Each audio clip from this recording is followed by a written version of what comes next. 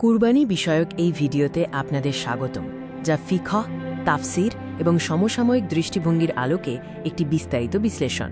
আমরা এই গুরুত্বপূর্ণ ইবাদতের ধর্মতাত্ত্বিক, আইনি এবং আধুনিক তাৎপর্যগুলো নিয়ে আলোচনা করব। কুরবানি হল ধর্মতত্ত্ব, আইনশাস্ত্র এবং জনকল্যাণের এক অপূর্ব সংমিশ্রণ।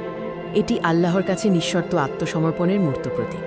এটি একটি সুবিন্যস্ত আইনি কাঠামো প্রদান করে এবং সম্পদের পুনর্বণ্টনের মাধ্যমে সামাজিক ও অর্থনৈতিক কল্যাণের একটি মাধ্যম হিসেবে কাজ করে।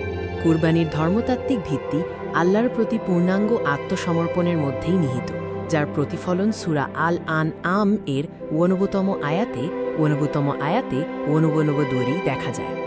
এটি ঈমানের এক অগ্নি পরীক্ষা, যার উজ্জ্বল দৃষ্টান্ত স্থাপন করেছেন ইব্রাহিম ও ইসমাইল আলাইসালাম, এবং সূরা আল হাজ্জের 3তম আয়াতে 62তম আয়াতে এটি একটি প্রাতিষ্ঠানিক বিধান হিসাবে নির্দেশিত হয়েছে। কুরবানির মূল নির্যাস হল তাকওয়া, রক্ত কিংবা মাংস নয়। জাহেলিয়াতের সেই প্রথার বিপরীতে, যেখানে কেবল আনুষ্ঠানিক রক্ত মাখামাখির চর্চা ছিল, ইসলামী দর্শন জোর দেয় আমাদের পার্থিব আসক্তিগুলো উৎসর্গ করার ওপর। এটি মূলত দান খয়রাতের একটি সেতুবন্ধন, কোনো রুষ্ট দেবতাকে তুষ্ট করার মাধ্যম নয়। ইব্রাহিম ও ইসমাইল আলাইসালাম এর উপাখ্যান হল মানসিক আত্মসমর্পণের এক চরম দৃষ্টান্ত। ইসমাইলের এই উত্তর, আপনাকে যা নির্দেশ দেওয়া হয়েছে তা করুন, নিজের অস্তিত্ব থেকে দৃষ্টি সরিয়ে ঐশী নির্দেশের প্রতি পূর্ণ আত্মসমর্পণের এক আমূল রূপান্তরকেই ফুটিয়ে তোলে। কুরবানির আইনি মর্যাদা নিয়ে মতপার্থক্য রয়েছে। কেউ কেউ একে ওয়াজিব, আবশ্যিক হিসেবে গণ্য করেন এবং এর সপক্ষে এমন সতর্কবাণীগুলো তুলে ধরেন যা সামর্থ্য থাকা সত্ত্বেও কুরবানি অবহেলাকারীদের উদ্দেশ্যে উচ্চারিত হয়েছে। আবার অন্যরা একে সুন্নাহ মুআক্কাদাহ, দৃঢ়ভাবে প্রতিষ্ঠিত সুন্নাহ হিসেবে বিবেচনা করেন এবং এক্ষেত্রে পছন্দের স্বাধীনতা বা ঐচ্ছিকতার বিষয়টির ওপর গুরুত্বারোপ করেন। কুরবানির নিসাব, নির্ধারিত সীমা, জাকাতের নিসাব থেকে ভিন্ন। জাকাতের বিপরীতে কুরবানির ক্ষেত্রে সম্পদ পূর্ণ এক চান্দ্রবছর ধরে মালিকানায় থাকা আবশ্যক নয়। কুরবানির নিসাবের হিসাবের জন্য যেসব সম্পদ বিবেচনা করা হয় তার অন্তর্ভুক্ত রয়েছে দৈনন্দিন প্রয়োজন বহির্ভূত, অব্যবহৃত ও বিলাসদ্রব্যসমূহ। কুরবানিতে ব্যবহৃত পশু পাখির ক্ষেত্রে সুনির্দিষ্ট কিছু মানদণ্ড রয়েছে, যার মধ্যে ন্যূনতম বয়স এবং অনুমোদিত অংশের শেয়ারের সংখ্যা অন্তর্ভুক্ত। উদাহরণস্বরূপ, গরু ও উটের ক্ষেত্রে সর্বোচ্চ 7টি অংশ থাকতে পারে। অন্যদিকে ভেড়া ও ছাগল কেবল একজন ব্যক্তির জন্যই প্রযোজ্য। নবী করিম সাল্লাল্লাহু আলাইহি ওয়াসাল্লাম কোরবানির জন্য 4টি নিশ্চিত অযোগ্যতার কথা উল্লেখ করেছেন: স্পষ্ট অন্ধত্ব, সুস্পষ্ট অসুস্থতা, এমন স্পষ্ট খোঁড়াপনা যা পশুকে চলাচলে অক্ষম করে তোলে, এবং চরম কৃশতা, যা পশুর মাংসের গুণমানকে মারাত্মকভাবে ক্ষুণ্ণ করে।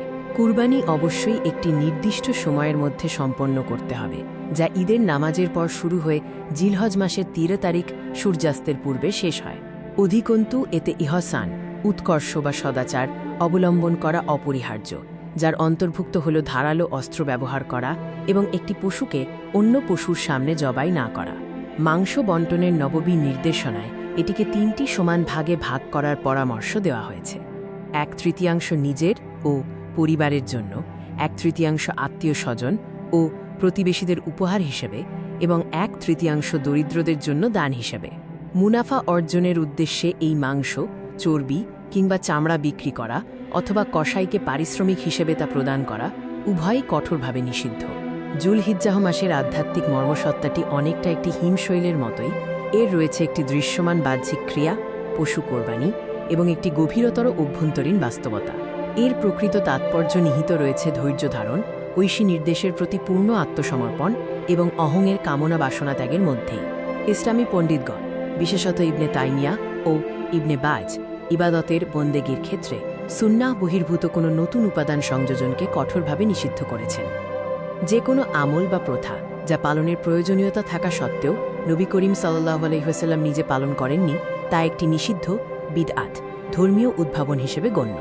কুরবানি সংক্রান্ত 4টি সাধারণ বিদআত মধ্যে রয়েছে: মাজার বা অলিদের উদ্দেশ্যে পশু জবাই করা, জবাইয়ের সময় বিশেষ কোনো মন গড়া সম্মিলিত জিকির করা, পশুর রক্ত নিয়ে কুসংস্কার পোষণ করা এবং কুরবানিকে একান্তভাবে কেবল মৃত ব্যক্তিদের উদ্দেশ্যে উৎসর্গ করা।